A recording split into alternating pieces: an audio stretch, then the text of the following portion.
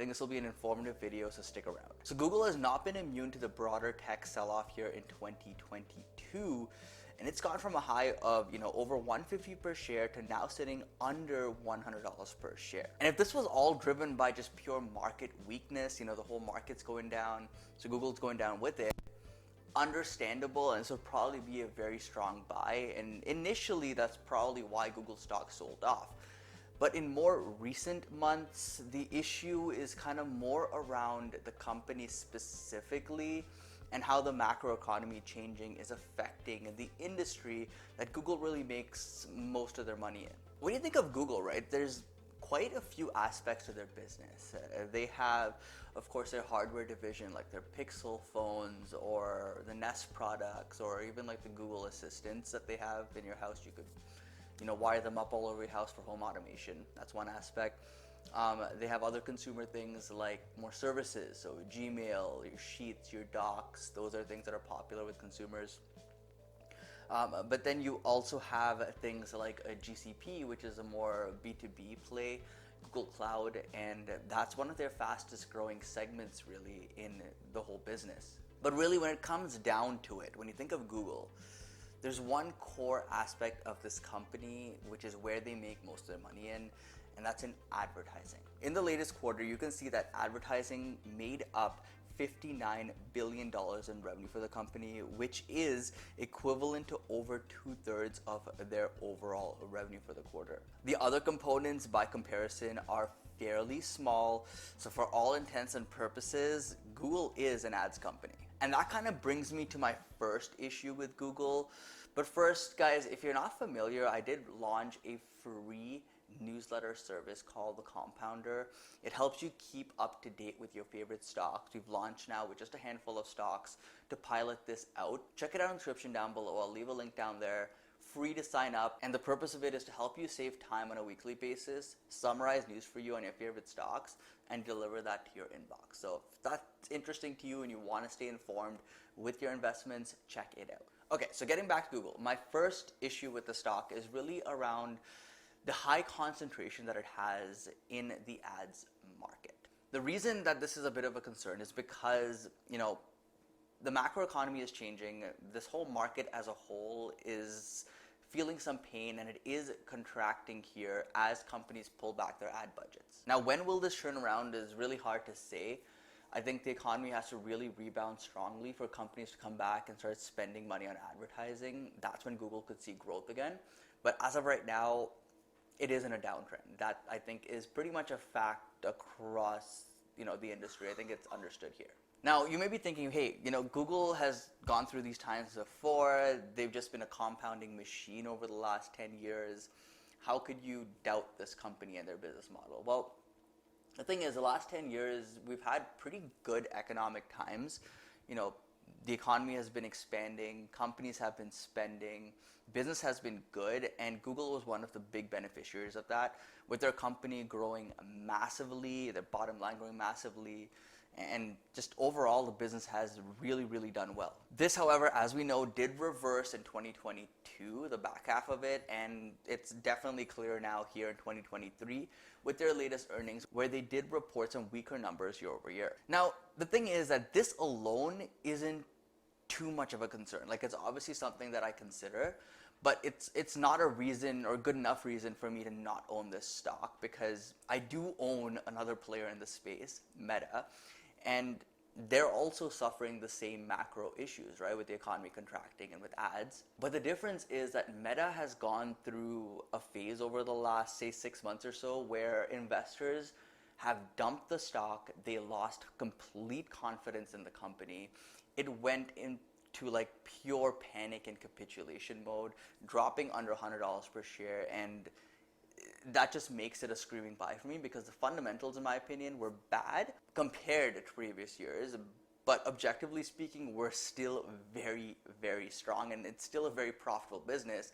And as you can see, the stock has bounced up like pretty much a double from its lows just a few months ago. So investors have started to warm up to it again, and that's kind of where the true money and true opportunity is. Even though Google's seen a decline over the last year, I don't think it's gone through that capitulation phase that Meta went through.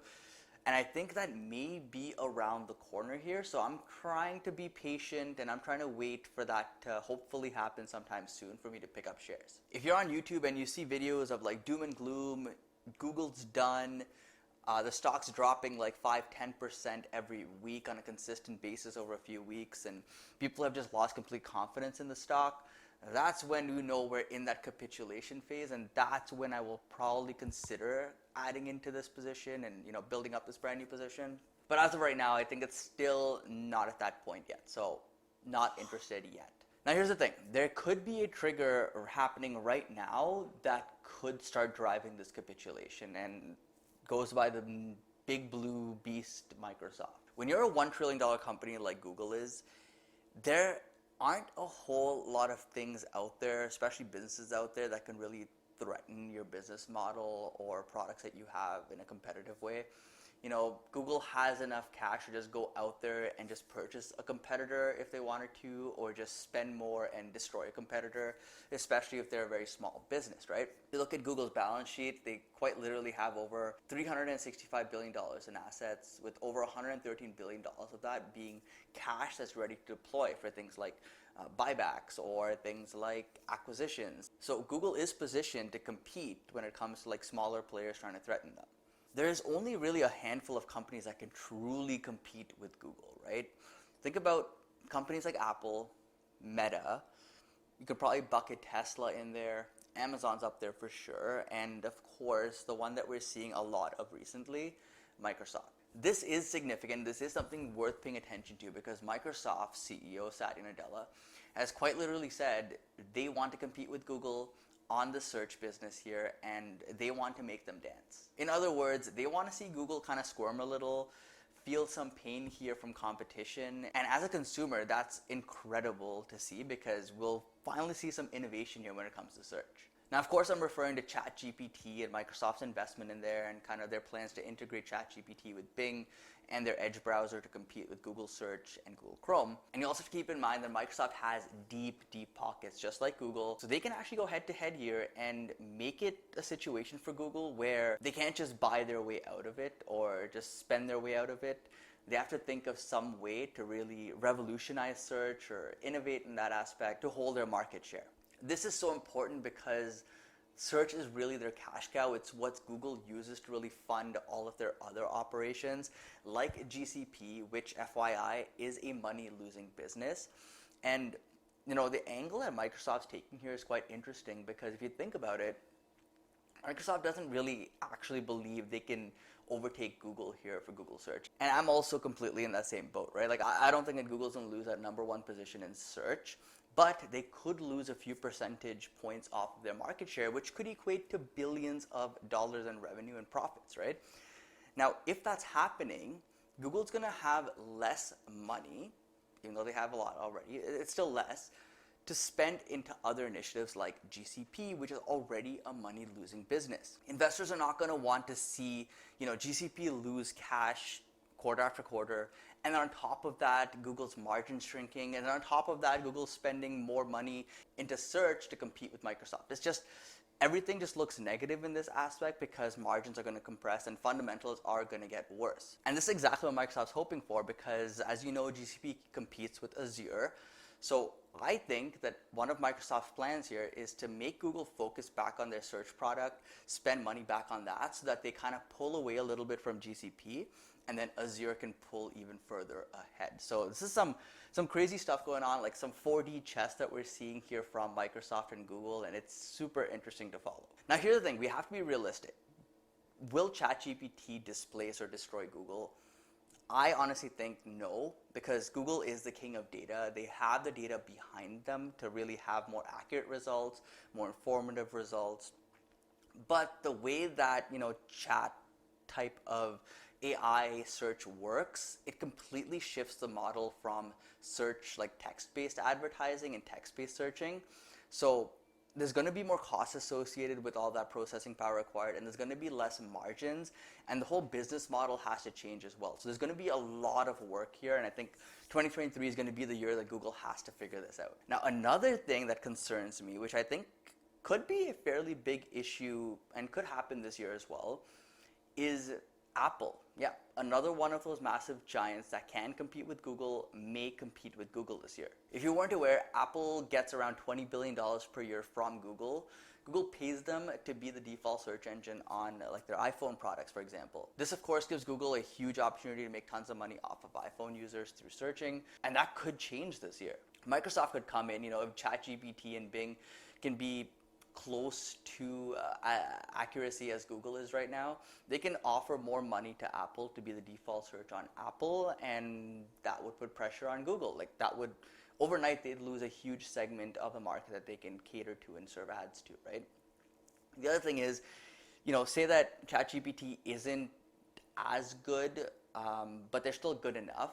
It could kind of lead to a bidding war here, and Google may have to pay more than $20 billion, maybe $30 billion, maybe $40 billion to Apple, so Apple would benefit from that. The other thing that could happen is that Apple could just say, hey, you know what, pay us more. Yeah, there may not be any other competition right now, but we want you to pay more, and if you want to stay on our iPhones as the default search, pay us more. It could pretty much be an ultimatum from Apple, and I think Google at this point, I don't think they'd want to lose that potential reach that they have through Apple devices. So it definitely could happen. It definitely, regardless of whether ChatGPT and Bing picks up, I think Apple could probably demand more money here.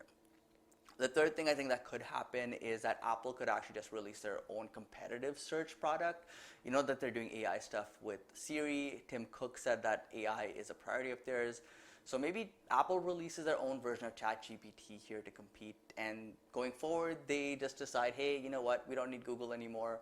Our search is good enough. We're going to put that on iPhones. And overnight, again, Google would lose a huge, huge chunk of their market. Now the question is, will all of this happen? I don't think that all of this is going to happen. I think it's very unlikely, but I think there could be a combination of some of these things happening over the next few months or so. There's a lot happening in terms of pressure that Google's feeling, and this is probably the time for companies like Apple, which is in a much stronger position, to demand more to remain on their platform, right? At the same time, Microsoft's kind of poking from the side with their competition. So it's just a lot going on right now for Google, and these big tech giants are coming for them. This could maybe result in Google stock dropping to $70, $60 per share. At that point, we may see capitulation where everyone's like, you know what?